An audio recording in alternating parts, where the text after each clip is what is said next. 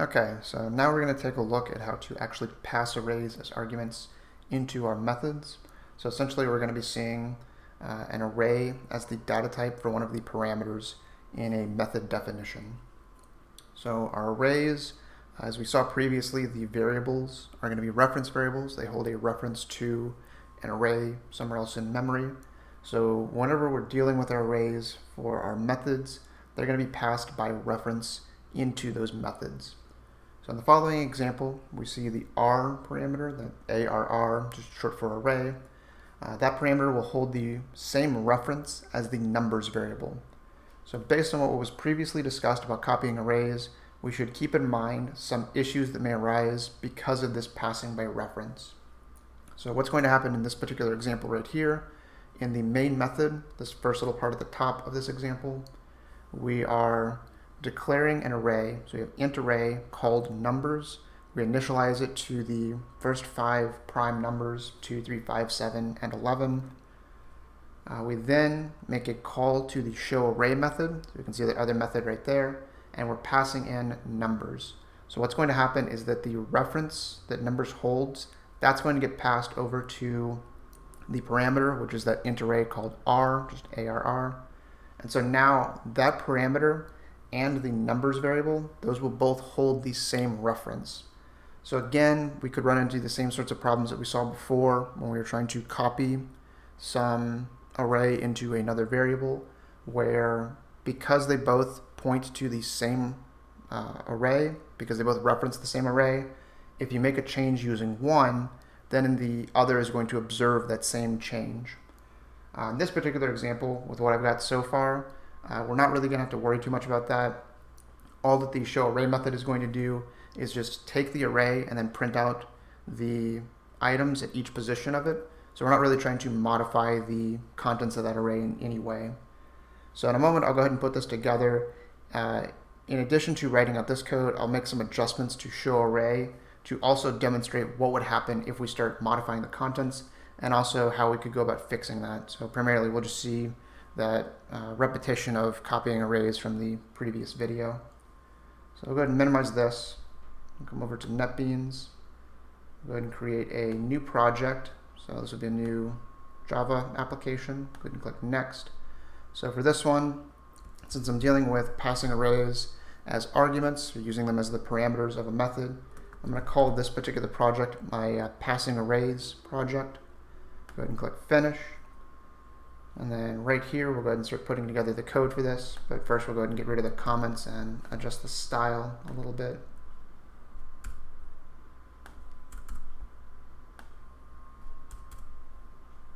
And then right here inside of the main method. So the one line of code that I'll add to the main method before we get over to the showArray method is going to be declaring that int array numbers. So we're going to have our int array, call this numbers. This is going to be equal to, and this already preset set of values that we're going to have. So it's going to be the first 5 prime numbers. So it's going to be 2, 3, 5, 7, and 11. On the next line, so that's going to end up being on line 7 right here, or line 8. So on line 8, we're going to end up having that method call. But before I do that, I'm going to go ahead and make sure we have the actual definition of the method that I intend to call here. So underneath the main method, we'll go ahead and put together the showArray method. So we're going to do public static void. So we'll do void since it doesn't return anything. And then this is going to be showArray. And inside of showArray, so within the parentheses right here, we'll specify that one parameter. This will also be an int array. I'm going to call this R, just ARR. And then in the body of this method, we're going to put together that for loop. So because this is going to print out the different items in our array, so in this numbers array here, we can go ahead and use an enhanced for loop to do this. So we'll go ahead and do for int. We'll go ahead and call each of the individual numbers. So that's going to be each of the individual numbers from this R parameter within the scope of this showArray method. We're going to do something like int num in R. And then we'll just go ahead and print out each one of those. We're going to say system.out.println, and inside of this inside of this method, we're just going to put in the variable name for our placeholder. So we'll put num right there. And so then up here, we're going to go ahead and make that call to show array, and we're going to pass in the numbers array. So we're going to do show array, and we'll put numbers right there. So we'll go ahead and save that. And so now if we go ahead and run this, it's just going to take the 5 values in the array. We're going to be using them right here and just print them to the console. So you can see the 2, 3, 5, 7, and 11. So now in addition to this, what I want to go ahead and do is also show what happens whenever we make some kind of modification to this. So let's say that right here, I go ahead and take the array that I've got, and I want to specify a particular position somewhere in this array. Let's say this very first position here at 0, and I'm just going to change that value to a 1. Go ahead and save that. So if I go ahead and do this and then I run it, we're going to see right here, I'll just print out the values in array. I changed one of them, so now it's going to say 1, 3, 5, 7, 11. So we go ahead and do that, and we can see that change right there. But now let's take a look at this numbers array back in our main method and see what that looks like. So we're going to say for int, say number in our numbers array. So we need this particular array now. We'll go ahead and say system.out.println, and for this one we're going to go ahead and print out number. We'll go ahead and save that. One other thing I'll go ahead and do for this one, just to make sure that we know which one is which, I'm going to also just go ahead and include numbers right there.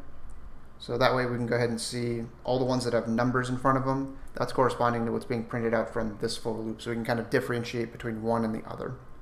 So we'll go ahead and run this. And so we can see right here, the first thing we get is going to be the 5 values from doing our show array method. We have 1, 3, 5, 7, 11 right there. And then for this for loop right here, printing out the values from our numbers array in our main method, we can see for that one it's also 1, 3, 5, 7, 11. So we can see that because we changed it using this array right here, this R, because that points to or references the same array object in memory as numbers, we run into this problem where, changing one, the other will see that change, so they aren't distinct or separate from one another. So what we want to go ahead and do is actually take this parameter, if we want to go ahead and try to fix this problem so that they are 2 distinct arrays in memory, we want to go ahead and take this parameter, and we're going to be using that in order to make a copy. So right here, I'm just going to go ahead and create my int array. We'll call this rCopy. So it'll be equal to a new int array. So make sure that it matches the data type. And the size of this is going to be whatever the size of this array right here happens to be. So we can get that from that length field. Say array.length. And then after that, I want to go ahead and take everything that is in the array, the parameter, and put that into my array copy. So to do that, we again need that for loop. So we're going to have for int index equal to 0, index less than, in this case it's either r or rCopy. They both have the same length. Let's say for this one I use rCopy.length. We'll go ahead and do index plus plus. And then underneath right here, we're just going to go ahead and include the line of code to copy the items from R into our rCopy. So we'll go ahead and do that right here. Say rCopy at position index is going to be equal to our R at that same position. So just going to be a repeat of everything that we saw with the copying arrays. And so then, once we've done all of this, now in the rest of our show array method, we want to make sure that we're always using this copy that we created, because this copy is completely distinct from the numbers array that we have back in our main method. So as long as we're only using the copy that we made right here, that helps us avoid making any changes or modifications to the numbers array that is outside the scope of this particular method here. So when I do this, instead I want to apply this to rCopy. So rCopy position 0 will be equal to 1. And also for this for loop right here, I want to go ahead and just be iterating over the items in the rCopy array instead. So go ahead and save that. And so now if I run this, we can see the first 5 items printing out right here. We have our 1, 3, 5, 7, 11. So we saw that change to the first value based on this line.